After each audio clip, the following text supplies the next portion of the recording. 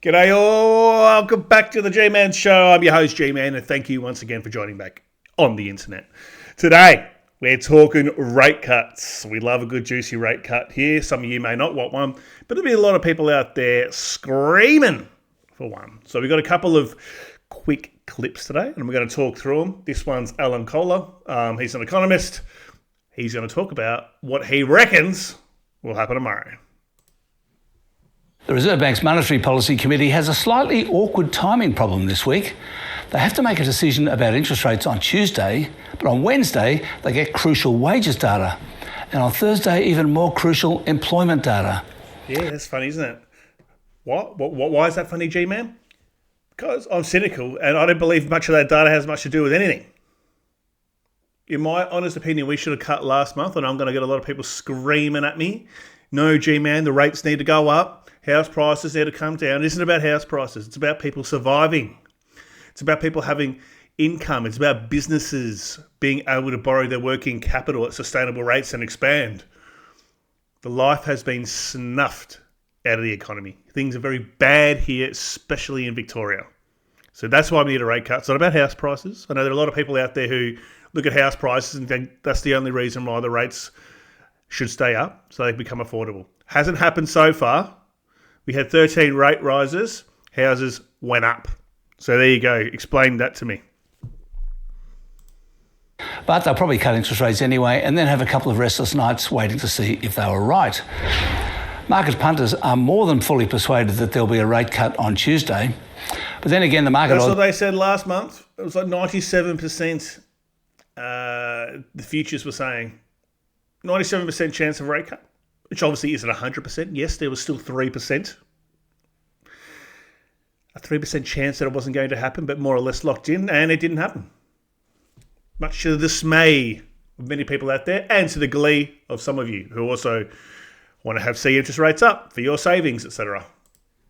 Odds for a rate cut when they met on the 8th of July were 91%, and that was a losing bet. Since then, we learned that another 33,600 people lost their jobs in June, which was nice. That took the unemployment rate up from 4.1 to 4.3%, just what the RBA wanted to see. Yeah, great. Let's just see everyone lose their job. I understand that's an indicator of a job well done. Yeah, we're just 33,000 people lost their full-time jobs. Well done. Let's just pack it up now. How about we have a rate cut? How about that? I've made a few videos about this recently, probably over the last few weeks. I've just been talking about just the quality of life. The quality of life is very bad here. It's very, very bad here, especially in Victoria, in my honest opinion. Yes, some people won't even realise that they feel like they're in a recession because some jobs are just completely recession-proof. You might work in the public service, etc. Or you might work in a business that isn't exposed, that isn't discretionary. I've known a lot of people recently getting laid off from all walks of life of work, not just office work. Why is this? And what are the reasons why they're told? Because it's too expensive to have them on. They can't afford to have them on. So for those of you who aren't aware, businesses generally work on debt-funded working capital. What's working capital? That's the money you require to pay their bills, keep the lights on, pay their wages bill, etc. If the interest rate goes up, that costs more. There's only a certain amount of money that businesses can borrow and can afford to pay interest on, and a lot of time it's quite a bit of money.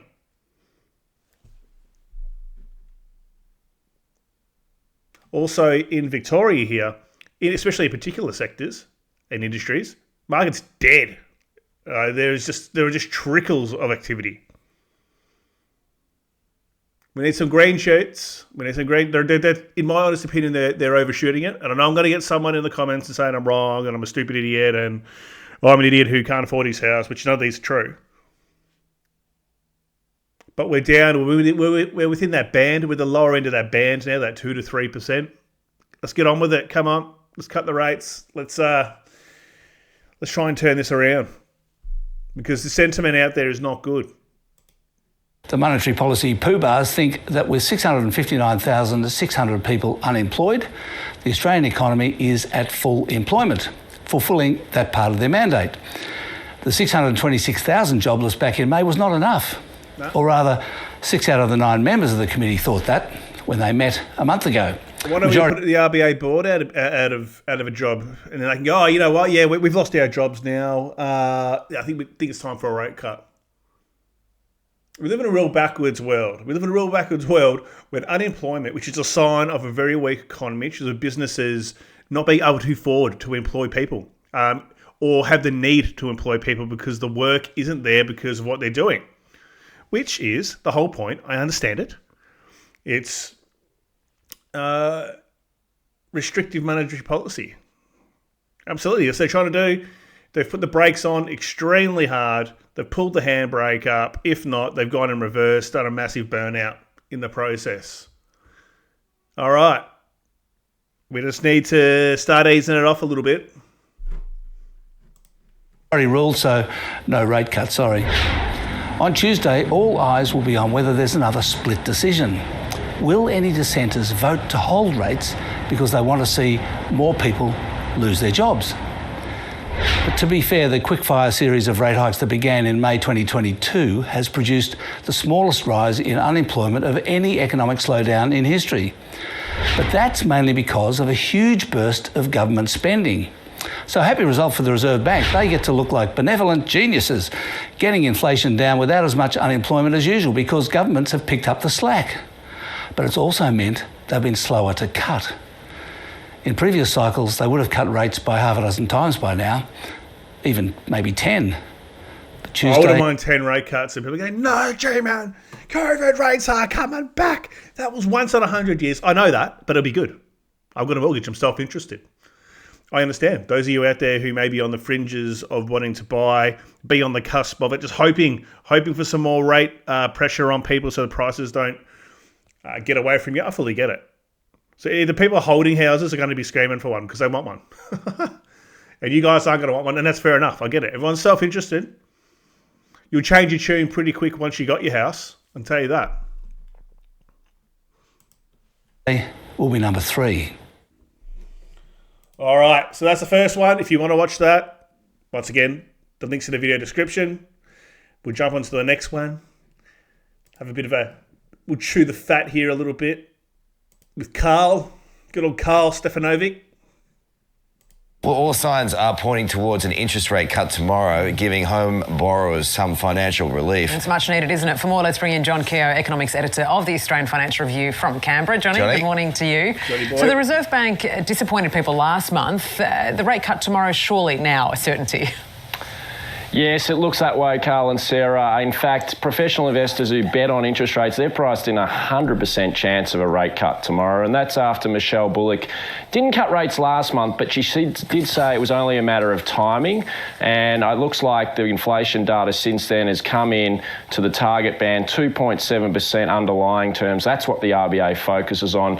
And last week we saw the Deputy Governor, Andrew Houser, he said that was a very welcome result. So we'll get a rate cut tomorrow, and for someone with a typical $600,000 mortgage, that will save them around about $100 a month. It isn't about the $100. All right, it's about restoring some sort of green shoot, minor feeling of confidence. $100 for the most part, unless you're really cutting it fine, it isn't going to change your life or make much of a difference. It's all about seeing things coming back. The last 3-4 years, especially if you've been a homeowner or renting, for anybody, it's been a tough time. I don't know. Rents aren't going to go down with the rate cut. People always say that. Oh, well, interest rates were cut. Why doesn't my rent go down? It doesn't work that way. But it's been hard for everybody. How's about a little bit of relief? How's about getting people out there spending money in the economy? Because that's what will happen. People get the extra $100.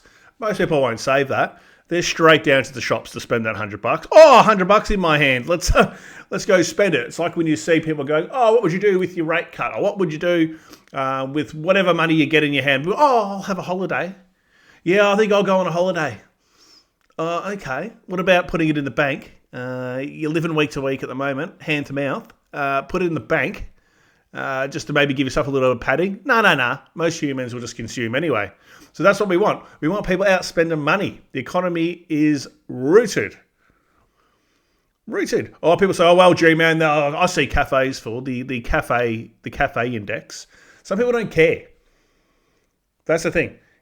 You'll see a lot of people out at these places because it's more or less the human version of doom scrolling in real life. It's like, you know what?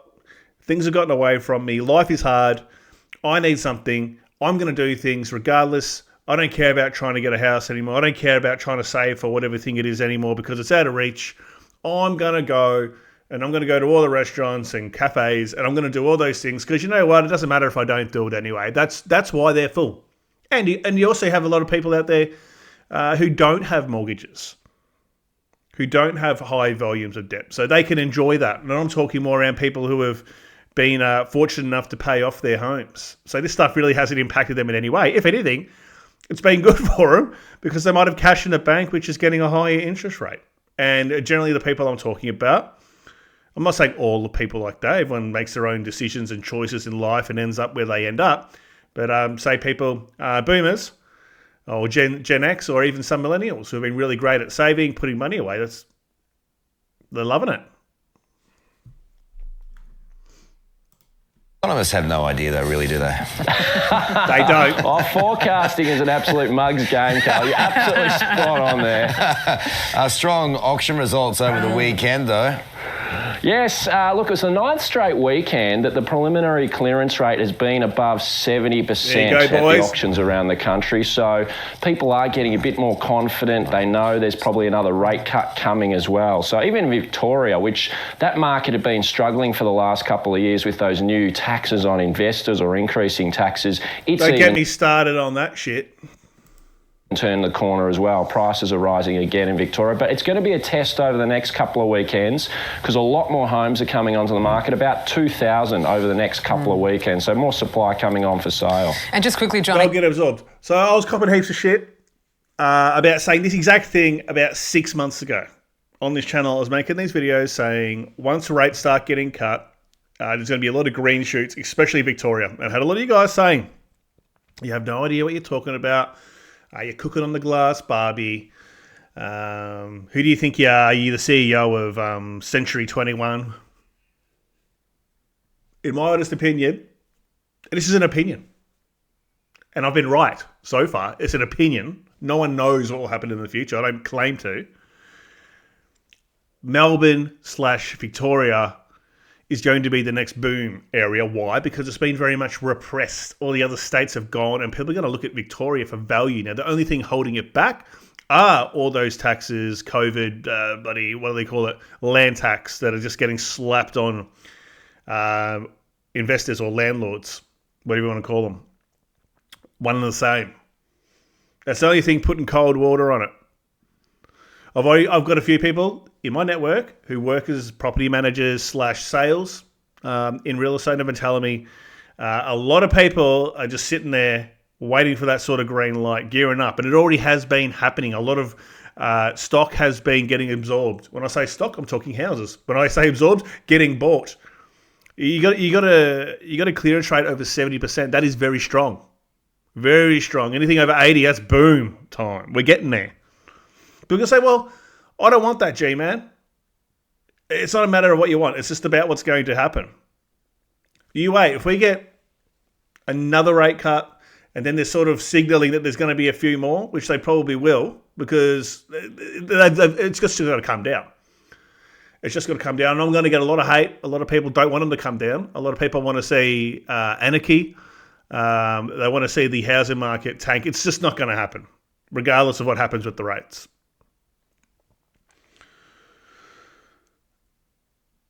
If we get a few more rate cuts, it is going to pump. It is going to go. We haven't had a big pump in Melbourne. We had a little bit of one sort of in that COVID area, I guess, which is sort of retraced now. But we haven't had a big pump in 10 years. 2015, 2016, that's when there was some serious action going on in the Melbourne housing market. My gut feeling is over the next 6 to 12 months, we're going to be seeing those conditions again. What was it based on? It's just based on what I reckon, just like any of these economists out there. There's an investigation, I guess, in the 9 papers about underquoting by sellers. Yeah, that's been really interesting over the weekend. It's a 3-day series by the Sydney Morning Herald and The Age in Melbourne, pointing out that, gee, they put a price guide up and then often these homes sell for a few $100,000 more. In Sydney, they're selling for $165,000 more than the price guide on average too. And I think there's, valid criticism here, because the biggest problem with all this, I think it wastes a lot of people's time. You've got to traipse all over the city, look at these homes, and then you realise you get to the auction, you're not a chance of actually being in the money to get it. No, it's so annoying. I want to talk about my thoughts on underquoting. Yes, I do believe that it probably happens. They need to be getting attention of the market. Is it ethical? No. But a house isn't something you can say, well, like a T-shirt, it's $55, and then they go down to buy the T-shirt and you've put up the price to $75. It's an auction. So a house is going to sell for whatever someone wants to pay for it. You can't put a price guide on it and say, no, the price has to stay there. It's an auction. It can spike as high as it will naturally go based on that competition, or it passes in. You look at Sydney. A lot of people living in Sydney who can't afford to buy a house. Probably one of the most expensive cities in the whole world. I don't know how people can. You got these normal houses, like three bedroom brick houses, selling for like $3 million and $2.5 million. I don't know who has that sort of coin. Obviously, some people do. But my thought on underquoting is, how do you stop it? Like, how do you actually prove it? You can't. And how is it not just a reflection of the market as well? Right? Buying a house is the most emotional purchase generally of anyone's life. And when people have had enough and they've been running around looking for houses for 12 months, 24 months, going to opens, going to inspections, going to auctions, and they've been missing out after missing out after missing out, it encourages the behaviour of just putting your best bet in. And that's what pushes it up. That's what makes it look like it's overquoting. And I'm not saying it doesn't happen. Underquoting, sorry. But think about it. It isn't like the people buying the house are colluding to push the house higher. They're the ones ultimately in the day who are paying for it. Yes, the underquoting gets people in through the door who are just going to waste their time and go and look and go, oh, that house is $900,000 when something like that would have been $1.3 million or something. Well, if it smells or it looks too good to be true, it is. So a bit of judgment as well. But that's the thing about auctions. If anyone's ever been to an auction, participated in an auction, and you're dead set on getting that property, you're not given a stuff in that heat of the moment. You've got your upper limit and you're just going to bid it. It's not about saying, oh, well, they said the band was, 1 million to 1.1 million, so it has to land there. People can pump it up to 1.3, 1.4.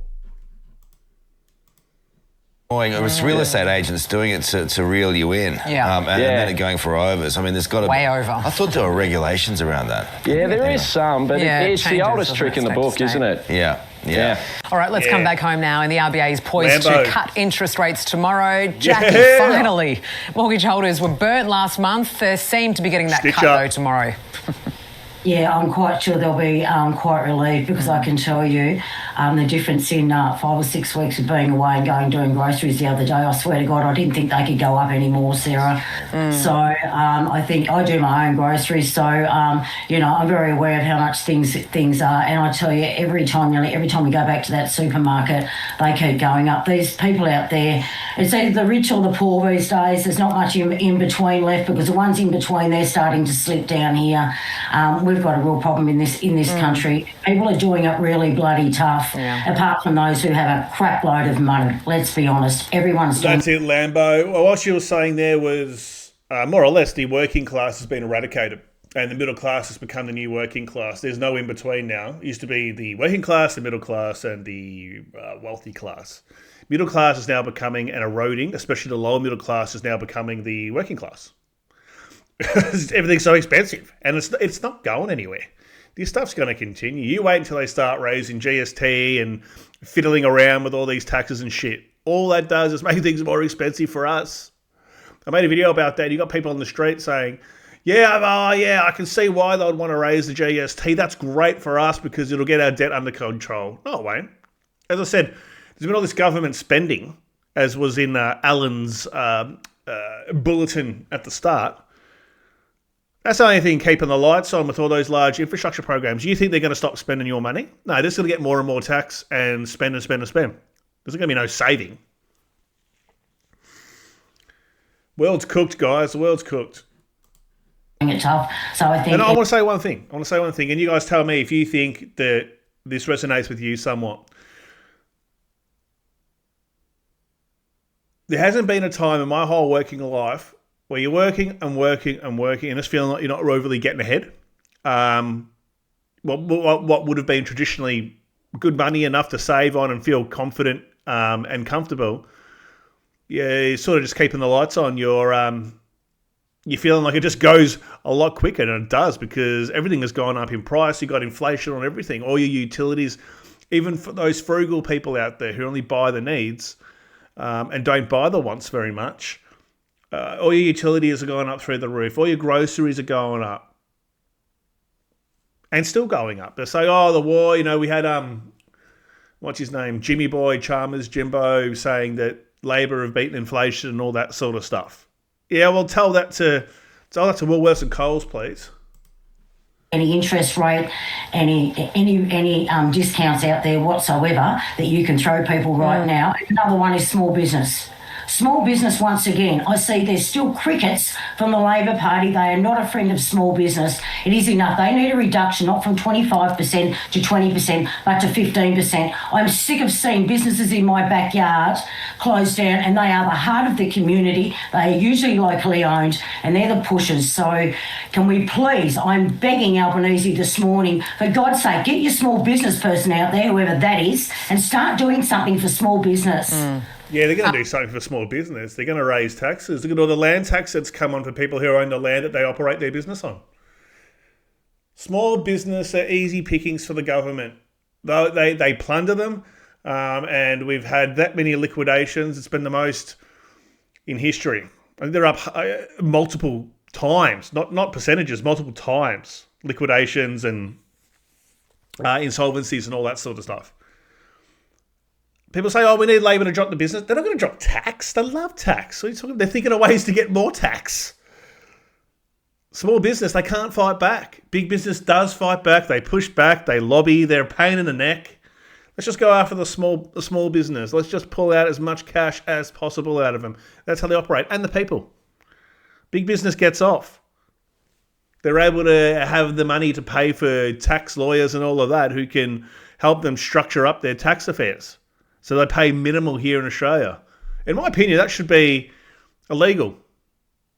They get these multinationals coming in and then hiring people like the big four consultancies, accounting firms to structure their tax so they don't have to pay much tax or can absolutely minimise it here in Australia. In my honest opinion is that you do business here, you pay tax. The average Aussie can't do that. The average person living here cannot do that. So why are these big companies able to do that? RBA out of touch, you reckon, Jackie? I think the RBA is doing everything it can. It's playing in between, so we don't have big inflation, we don't have this. But seriously, I think all the heavy lifting's got to come from right across the board. We have massive spend at the moment all over the NDIS. We have massive spend, and I still cannot see any reasoning from Jim Chalmers and how he's going to rake all this money back over the years to come either. So he's going to have to look at tax here. Yeah. He's going to have to do something. But you can't have this massive spend and keep handing this money out. Sooner or later, the country's got to pay it back. It is, Paul, just to you very quickly, I mean, are more taxes the answer here? I mean, Labor faces billions of dollars in public sector funding cliffs, according to the AFR this morning. It could result in budget cuts of up to 50% in coming years. Do we need more taxes? Well, I don't think if the big takeout from the government's economic roundtable later this month is more taxes, I don't think people like Jackie in the Parliament would be too pleased about that. That story about budget cliffs, I think, is an important one, but also it's an accounting trick, effectively, that governments do before elections to make it look like the budget's in better nick than it is. So they'll plug those gaps. All right, guys. That's right. No, they'll import probably millions or more migrants to pay tax and pay for visas and shit to raise the money anyway. Guys, thank you so much for joining us this Monday morning. You have a wonderful week. We'll see you soon. Let's move on. Aussies have an awful lot on their plates at the moment. Shopping on the weekend, $50 for a basic bag of shopping these days, and I can afford it. Is it time for the RBA to actually deliver real relief? I want to say one thing. So they sort of skipped over and cut out and edited out that home invasion stuff. And I have people in my comments saying, G-Man, show me the evidence. This is rife. Every single day, when you go on and look at the news, there is some new home invasion, macheting crime, whatever it is. Joints cooked. I know every Australian who's got a mortgage is hoping for a rate cut tomorrow, but even if they do get a rate cut, Carl, right now they're paying about $1,900 more every month on interest and repayments than they were when Labor was elected just over 3 years ago. So even a rate cut, which might save them another $100 a month on a $600,000 mortgage, they're still going to be more than $20,000 a year worse off than Labor got elected, and that's just on their mortgage, let alone their groceries, as you say, or their electricity, or their gas, or their insurance or other expenses. That's it. And look, you can't blame Labor for the rate increases, but all the other stuff, they're saying they're going to keep costs down and they're going to look after the punter. That was their message, right? That was their message going into the election. What's happened? Everything's gone up more. You don't hear anything about that. Oh, we'll give you $100 a year to help offset the rise of your electricity, and it goes up $1,000. Yeah, good on you, mate. Have a think about that. Step back. People say, "Oh, the rates are going up and all this," and then you'll get people on the sidelines saying, "Well, you shouldn't have bought that house because you shouldn't have borrowed all that money because the rates were always going to go up." Yeah, good on you, you genius. People need a place to live. People will do. It's human nature. People will do whatever it takes to get a house that they own. Well, I knew rates were going to go up, and that's why I've held off. I'm really smart. Just have a think about it. $20,000 a year on average. People are paying more interest. It isn't interest and repayment. It's interest repayments. It's not principal. It's interest. 20 grand a year for the average punter. Where are you going to pull that from just to disappear to the bank? Biggest scam of all time. I understand that's why they do it, because they use these interest rates to suck out discretionary income out of the economy. Is it really discretionary when you're sending people broke? That's what they want. They want to enrich in the banks. And everybody else's expense. Something else needs to be done about it to take the money out of the economy, because people can't help spending. That's like I was saying, if you get an extra, I got an extra tax return or got my tax rebate when I did my tax return. Yeah, straight down to JB Hi-Fi, go and buy something. Don't put it in the bank or anything. No, let's go spend that. Let's put it towards a holiday. I know I'm ranting today, guys, but this stuff just charges me up. Just the state of the world we're living in. And people on the sidelines cheering on. That's the thing about Australia. People cheering on that the rates are up. They want things to collapse. They want people to suffer because they think you're going to get a 75% discount on a house or something. You're not. If you're not in now, you're going to have a real hard time. It's going to get away from you because they're going to go. And when I say they're going to get away from you even more. You watch as a rate cut, we're going to see some action, price action. And it's not something that I'm trying to say gleefully. I'm saying this is the reality of what's going to happen. I've been saying it for 6 months. I've been getting everyone in the comments telling me I'm stupid and I don't know what I'm talking about and I borrowed too much money and I can't pay my house and I'm a moron and all this sort of stuff. Where we'll see. I'll make another video in 6 months about it, where the property prices are. The truth is, cost of living has got out of control on this government's watch and they have no plan to fix it. In fact, they're making it worse. Well, I think this is part of the point. I mean, I think having come back from the country in Queensland, people don't give a toss about a productivity talk fest that's coming up in a couple of weeks' time. They could not give a toss. They care about their shopping costing more than $50 to $100 a bag. They care about their power prices. I don't know how the PM thinks he's going to deliver more coming in to the coffers. How else are they going to get the money back without more taxes? There is a budget cliffs everywhere at the moment, it seems. Exactly right, Carl. As bad as the budget looks on paper, which is a decade of deficits and $1.2 trillion of debt, even that hides the truth. This is a budget which is built on quicksand because it relies on hundreds of government programs coming to an end in the next few years that the government could never responsibly allow to come to an end Just one example, the high-risk terrorist offenders regime is set to run out of funding in just over a year's time. That'll have to be refunded. And it also relies on a cut of 22,500 federal public servants. That's what the Parliamentary Budget Office found about the government's budget. They'll never let that happen. And so these budget numbers are actually even worse than they look on paper. Those deficits are going to be even larger. And I'm worried that the Labor Party is going to go after your hard-earned money with wealth taxes and other things. They're going to go after your hard-earned money. That's what they do. They sit there scheming how to get it. You got, super is going to get raided. There'll be inheritance taxes. There'll be wealth taxes. You're getting taxed on unrealised capital gains. It's going to happen. They did find out ways to get money from you because the joint is effed. The joint is absolutely cooked. Anyway, that's it, guys. See you in the next one. Have a great day.